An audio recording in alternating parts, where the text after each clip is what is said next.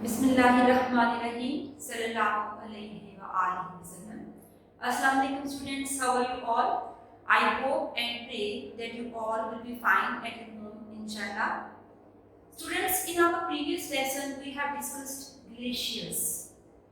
Before starting the new topic, we will have a brief recap of the previous topic, and that was the glaciers. We have discussed glaciers, the definition of glaciers, that these are tongue-shaped masses of ice, or these are the rivers of ice. Then glacial action, how glacier works while moving. So it works in three ways as it moves from mountainous areas towards down valleys, down slopes. First action is erosion, then transportation, and then deposition. We have discussed erosive action in detail, and we have also learned about how erosive action takes place by abrasion and plucking. And we will discuss glaciation features found in high altitude. These glaciation features are snowfield. Snowfield is such an important feature that is formed by the movement of glacier.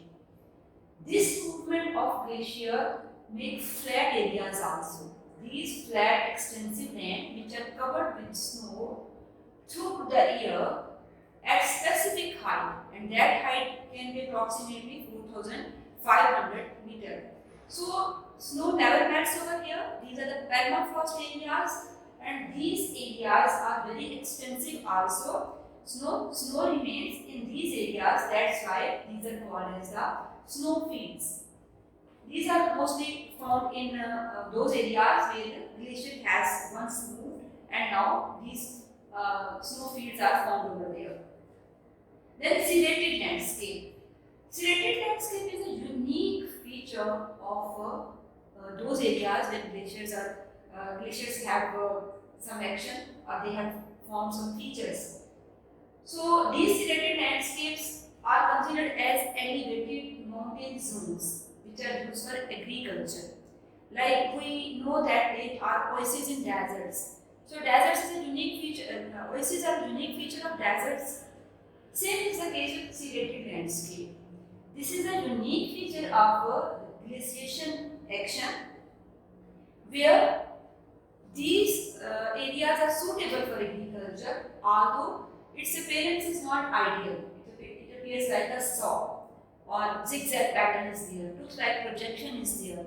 So these serrated landscapes are not that much ideal, but still agriculture can be practiced in these elevated areas. So this is zigzag pattern we can observe in these areas.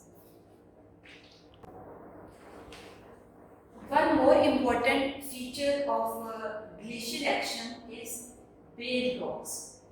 Bare rocks are often found in high altitudes as snow accumulates in these areas. So it is not possible to grow vegetation in these areas, either naturally or by human beings. So not only natural vegetation or some other types of vegetation cannot be grown in these areas.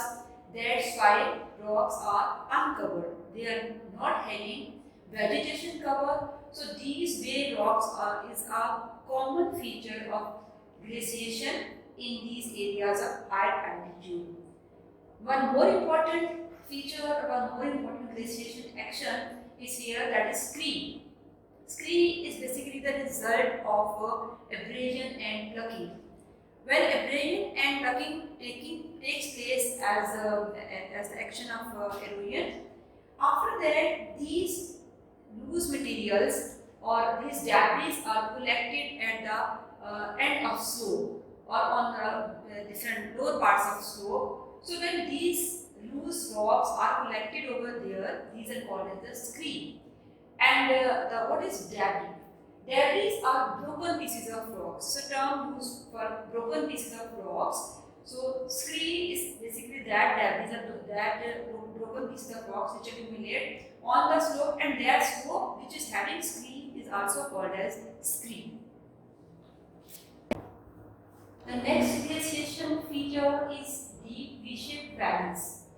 These narrow steep-sided valleys are formed most of the time by river action. But these narrow valleys with steep sides can be formed by glacial action, but these are formed in high altitudes. And most of the time these are formed between hills or mountains. And these deep V-shaped valleys are very dangerous, and this is very difficult to go in these areas and travel in these areas, because these deep-shaped valleys are present in very high altitudes, more than 4,000 meters. And then narrow valleys, then deeply dissected landscape. What is deeply dissected landscape?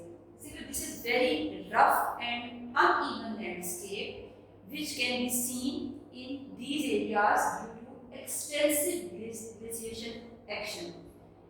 This action or movement of glacier causes extensive erosion, and the end result of this erosion is, we have discussed Scree. But before coming to that stage, because of erosive action and abrasion and plugging, deeply dissected landscape is formed. And at the end, when this landscape is formed and the foothills or the end of these slopes, we can observe Scree, that is a loose material.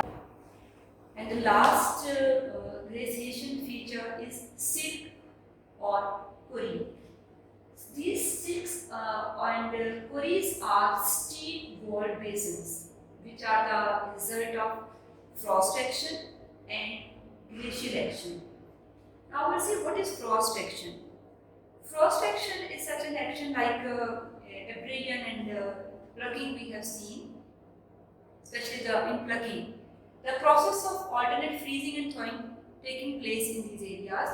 When continuously this process happens in these areas, and freezing and thawing takes place. Freeze mean thawing mean melting. Freezing and melting takes place. The rocks start to break up. When rocks start to break, a bowl-shaped basin and that material is removed, and the wall-shaped basin is prepared over there, is formed over there, and this bowl-shaped basin or steep-walled basin is called as silk or kuri. And if these kuris are filled with water, they are formed on lake. So basically, lakes can also be considered as silk or kuri. Sometimes they are having water, and sometimes they are not having water. In that, we are having very beautiful kuris and lakes in Pakistan. Like the great example is Lake Serrated, that is located in Kawan Valley, that is a silk, and Satpura Lake, that is in Skardu, Karakoram range, that is also a part of an example of kuri. And Serrated is in Kawan Valley in Himalayan range. How do glaciers shape the landscape?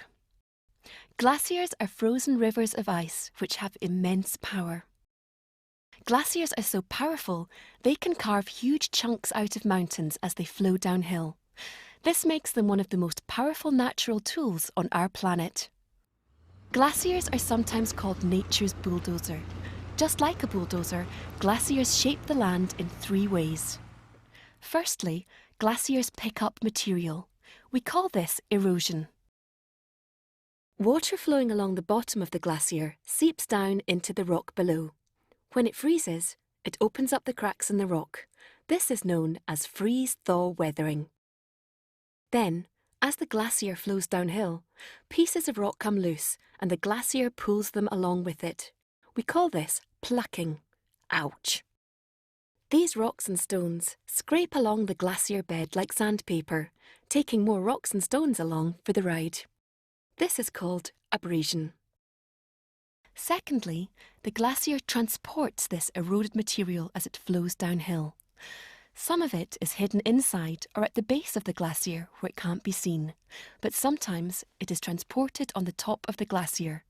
This is why glaciers often look dirty. As the glacier flows down a mountain, it gets warmer and starts to melt.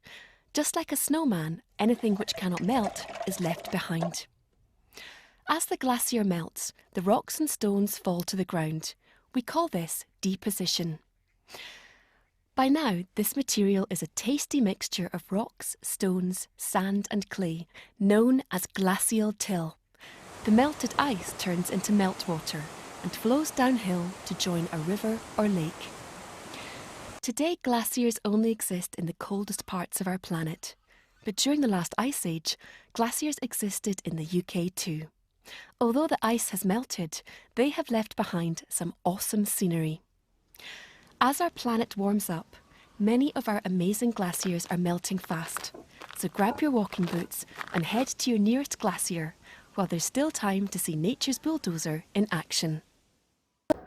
Okay, thank you so very much, students. May Allah bless you all. Allah Hafiz.